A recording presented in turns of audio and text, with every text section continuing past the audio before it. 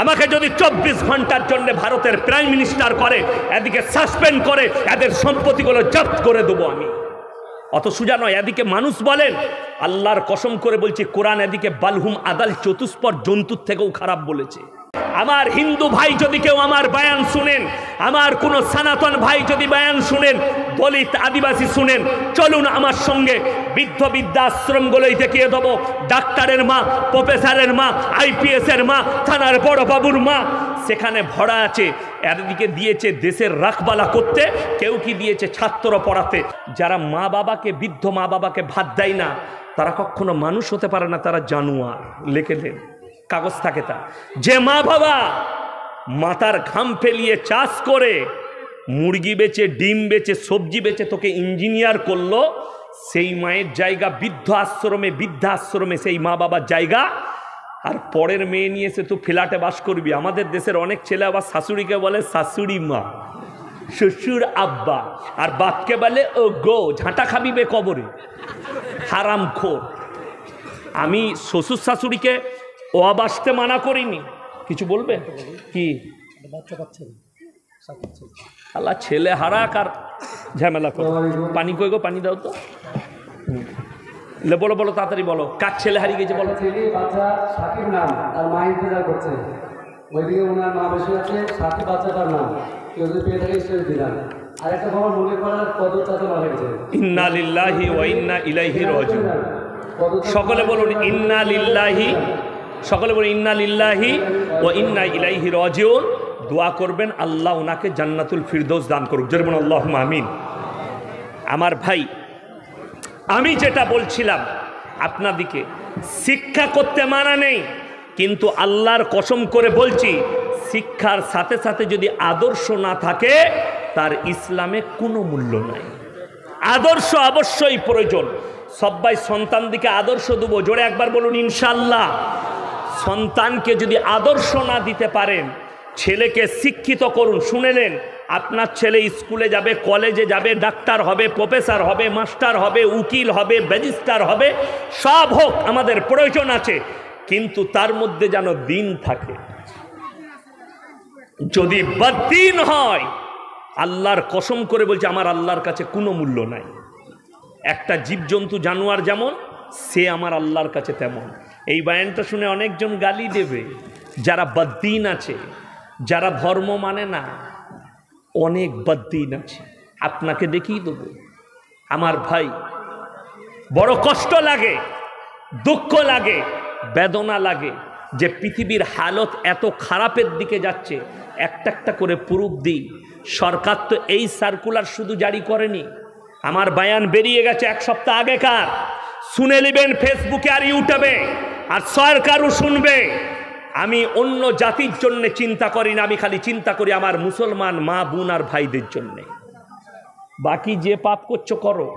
যেমন আমি কালকের জলসায় বলেছি, আমাদের অনেক মুসলমান ছেলে মৌলবিদিকে ফোন করে বলে, হুজুর হিন্দুদের মেয়েকে বিয়ে করা যায় যাচ্ছে না? নাই কেন বে? মুসলমানদের মেয়ে আর নাই, সব হিজড়ে হয়ে গেছে। কথাটা বুঝতে পেরেছেন না পারেনি আমার? এদিকে ঝাঁটা জুতো মারা দরকার। আমি প্রত্যেকটা ইমামকে আর মৌলবিকে আমি আদেশ করে যাচ্ছি, আদেশ নয় আবেদন করে যাচ্ছি, যে আপনাদিকে যারা এই প্রশ্ন জিজ্ঞেস করবে তাকে জুতো খুলে মারবেন। কেন তোর পাড়ায় কোনো গরিবের মুসলিম মেয়ে নেই যে হিন্দুটাকে বিয়ে করতে হবে? বড় কষ্ট লাগে, বড় কষ্ট লাগে। আপনাকে নাম করব না, বর্ধমানের এমনও ডাক্তার আছে অমুসলিম মেয়েকে বিয়ে করে তারা সালাম কালাম তো দূরের কথা, সে হারামখোর নিজে হিন্দু হয়ে গেছে। আমার কাছে দলিল আছে, আমি কিন্তু প্রকাশ্যে বলবো না, আমার লেগে কেস করার লাইন থাকবে, ওই জন্য আমি নাম কারুর লিই না। কিন্তু সে যখন শুনবে তুমি হারামখোর বুঝে নেবে আমি তোমাকেই বলছি। বুঝতে পেরেছেন না পারেন? আমি একটা জলসায় বলেছি, গোটা গায়ে পীর শুয়ে আছে, মুদবো কোথায়? তো আমার এলাকায় ছিল, তো আমার এলাকার লোকরা গলসি বাজারে বলছে আমরা কি বুঝি না, কাকে বলেছে? বে বুঝেছিস, তার ঢিপিগুলো ভাঙ্গা। বুঝতে পেরেছেন না পারেননি? বাস্তব কথা বলছি। আমি ওই জন্য কারুর নাম লিই না, আমার জন্য কেস খাবার। আমি সব থেকে আমার অন্তরের মানুষ কে জানেন ভালোবাসা?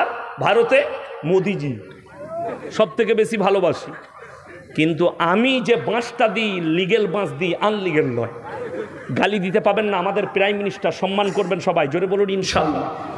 কিন্তু সম্মানের সঙ্গেই বাঁশ দেওয়া যায়, যায় না যায় না যায়। আমি বাস্তব একটা কথা বলে যাই, আপনারা মুসলমান তো যারা আছেন শিক্ষিতরা, অনেকজন মনে করে ইয়াসিন সাহেব বাংলাদেশের হাসিনাকে খুব দেয়। শুনেলেন, আমরা ভারতে বসে সরকার ভুল বার্তা দিলে আমরা তার বিরুদ্ধে বলতে পাই না পাই না?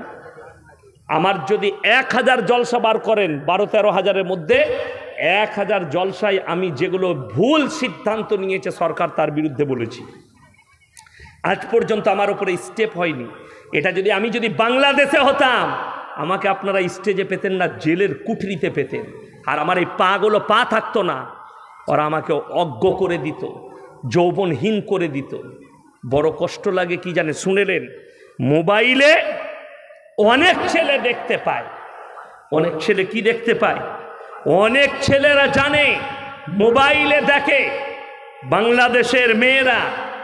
দেখবেন কিছু কিছু মেয়ে আছে, সে এই অভিযোগটা আমার কাছে এসছে।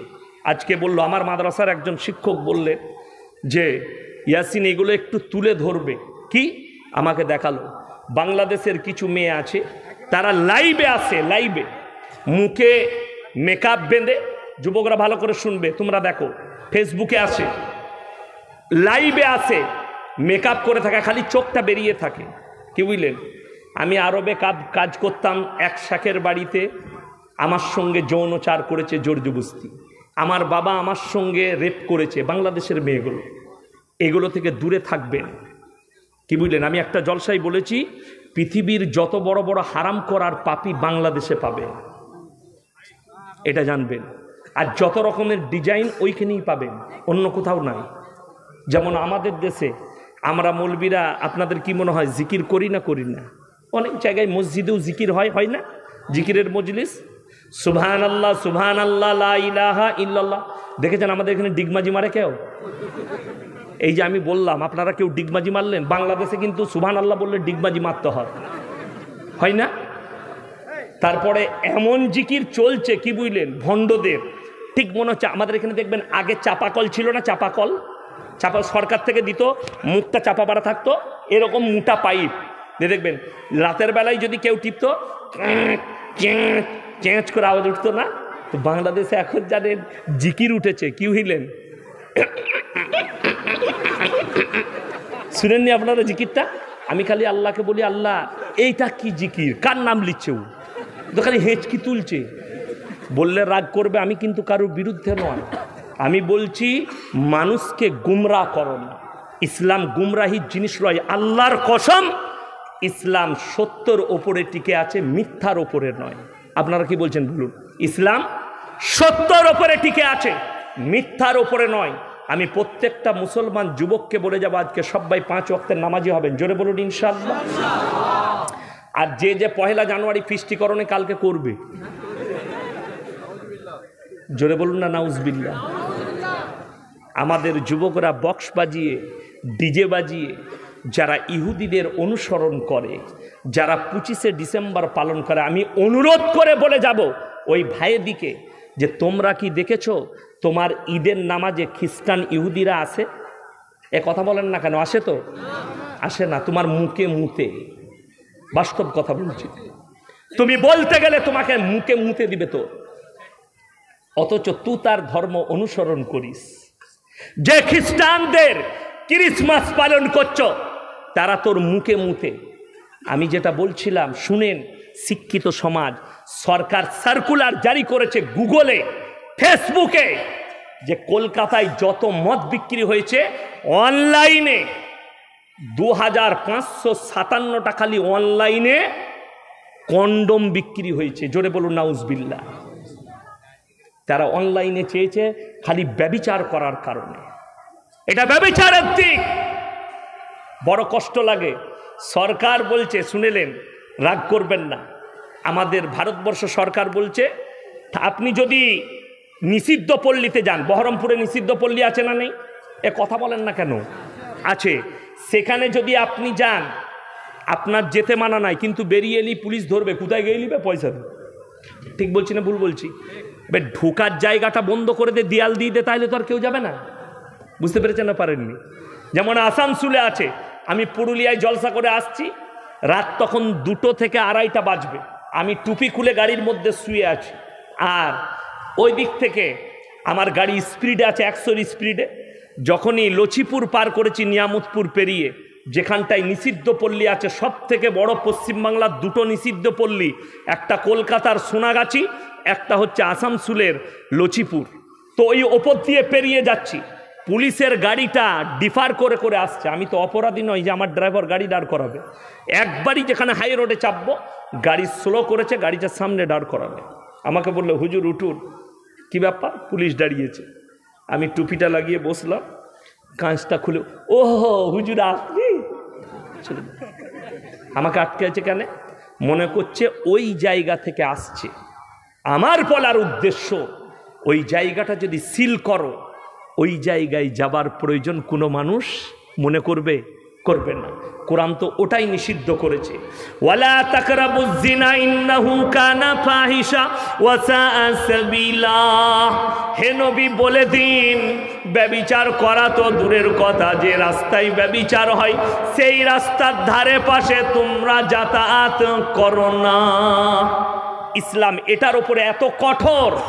আপনাকে বলে দিই, আমাদের দেশে দেখবেন পরকীয়া বেড়ে যাওয়ার কারণ হচ্ছে শাস্তি নেই। কি নেই বললাম? শাস্তি নেই। আমাদের দেশে শাস্তি মানে কি জানেন? ক্লাবে ডেকে নিয়ে গিয়ে বিচার হয় পরকীয়া করলে। আপনাদের দেশে হয় না? জরিমানা হয় না? এ কথা বলেন না কেন? জরিমানা হয়, 1 লাখ, 2 লাখ, 5 লাখ জরিমানা। ইসলামে জরিমানা হারাম। সালারের যদি কোনো ভালো মুক্তি থাকে, তার জুতোর মালা পরব, যে এসে বলে দিবে হালাল। হারাম। যদি বলেন কেন? জরিমানা করা মানে হচ্ছে সেই কাজে প্রশ্রয় দেওয়া।